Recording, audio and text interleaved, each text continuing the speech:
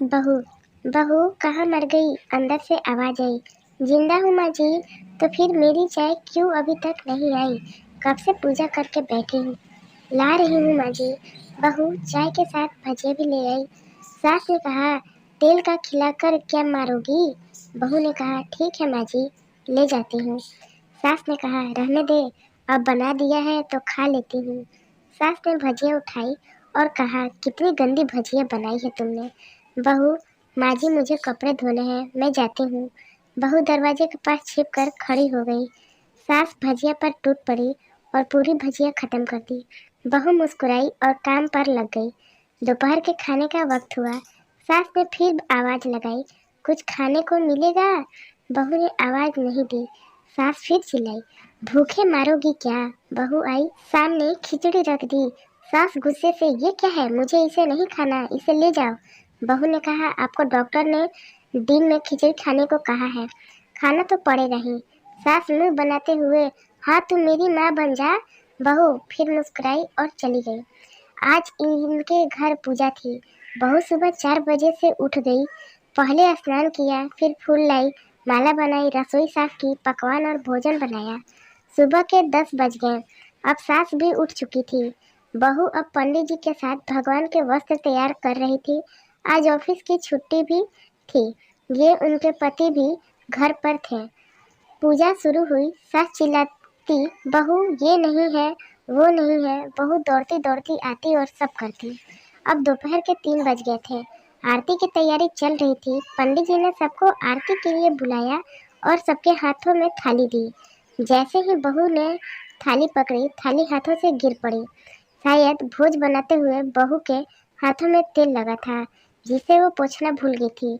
सारे लोग तरह तरह के बातें करने लगे। कैसी बहू है, कुछ नहीं आता, एक काम भी ठीक से नहीं कर सकती, ना जाने कैसी बहू उठा लाए, एक आरती की थाली भी संभाल नहीं सकी।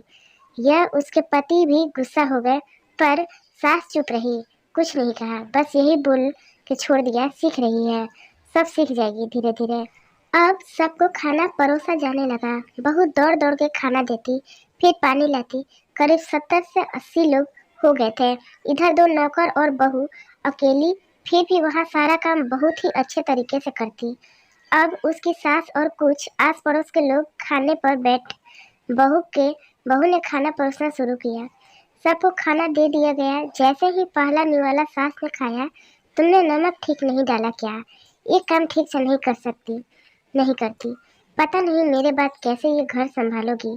आस पड़ोस वालों को तो जानते ही हो न साहब, वो सब बहाना ढूंढते हैं नुक्स निकालने का।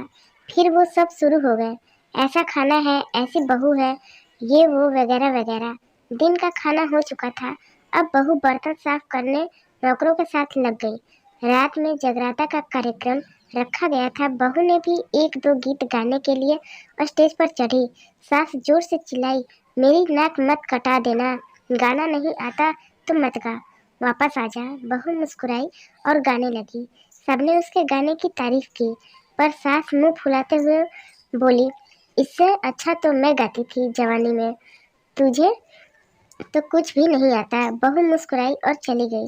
अब रात का खाना खिलाया जा रहा था।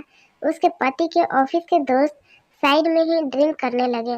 उसका पति चिल्लाता, थोड़ा बर्फ लाओ, तो सास चिल्लाती, यहाँ दाल नहीं है। फिर चिल्लाता, कोल्ड ड्रिंक नहीं है, पापड़ ले आओ। इधर उधर आखिर में उसके पति की शराब गिर पड़ी।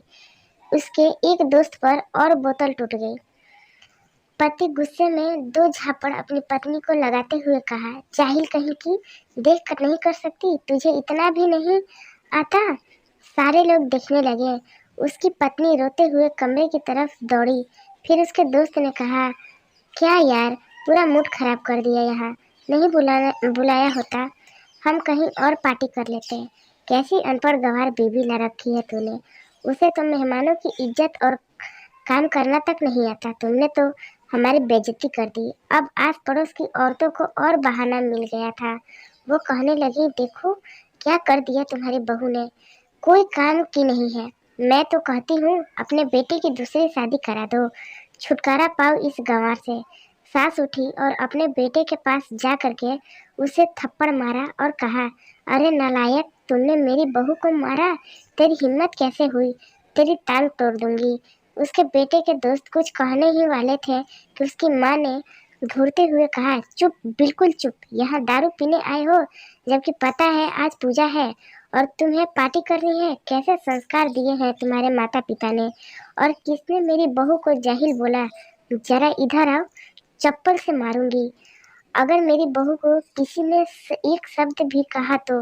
अरे पापी, तूने उस लड़की को बस इसलिए मारा कि तेरी शराब टूट गई।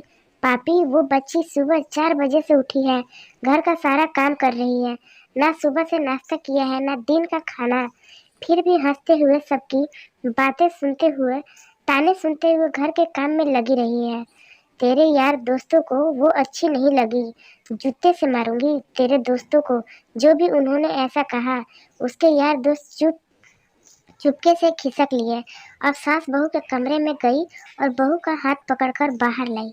सबके सामने कहने लगी, किसने कहा था अपनी बहू को घर से निकाल के दूसरी बहू ले आना, जरा सामने आओ। कोई सामने नहीं आया। फिर सास ने कहा, तुम जानते भी क्या हो इस लड़की के बारे में। ये मेरी माँ भी है, बेटी भी है। माँ इसलिए मुझे गलत काम करने पर डांटती है और बेटी इसलिए कभी कभी मेरे दिल की भावनाएं समझ जाती है। मेरे दिन रात सेवा करती है और मेरे 1000 ताने सुनती है, पर एक शब्द भी गलत नहीं कहती, ना सामने ना पीठ पीछे। और तुम कहते हो दूसरी बहू ले आओ। याद है ना छुट्टी की दादी। अपनी बहू की करतूत। सास ने गुस्से से पड़ोस की महिला को कहा, अभी पिछले हफ्ते ही तुमने मियाँ बीबी भूखे छोड़ घूमने चले गए थे। मेरी इसी बहू ने 7 दिनों तक तुम्हारे घर पर खाना पानी, यहाँ तक कि तुम्हारे पैर दबाने जाती थी, और तुम इसे जाहिल बोलती हो। जाहिल हो तुम सब लोग, जो कोयले और हीरे में फर्क नहीं जानते। अगर आइंदा मेरी बहू के बारे में किसी ने एक लफ्ज बोला तो मुझसे बुरा कोई नहीं होगा, क्योंकि ये मेरी बहू नहीं, मेरी बेटी है। बहू सिसकियां लेते हुए फिर मेरे कमरे में चली गई। सास ने एक प्लेट उठाई और भोजन परोसा, बहू के कमरे में खुद ले गई। सास को भोजन लाते देखा तो बहू ने कहा, अरे माँ जी, आप क्या कर रही हो, मैं खुद ले लेती। सास ने प्यार से ताना मारते हुए कहा, डर मत, इसमें जहर नहीं है, मार नहीं डालूंगी तुझे। तुझे नई सास चाहिए होगी, पर मुझे अभी भी तू ही मेरे घर की बहू चाहिए। ऐसे बहू ने अपनी सास को रोते हुए एक गले लगा लिया। सास भी रो दी पहली बार और कहा, चल खाना खा ले। फिर मजाक करते हुए कहा, फिर मेरे पैर दबाने चले आना, और ये ख्याल मन में मत लाना कि सास पैर बोलती है, किसी दिन मैं इसका गला दबा दूंगी। क्योंकि कभी मैं भी यही सोचती थी। दोनों खूब हंसने लगे। कुछ रिश्ते बहुत मीठे होते हैं, बस बात कड़वी होती है। आशा करती हूँ आपको ये कहानी पसंद आई होगी। इस पे आपकी क्या राय है हमें कमेंट करके ज़रूर बताइए।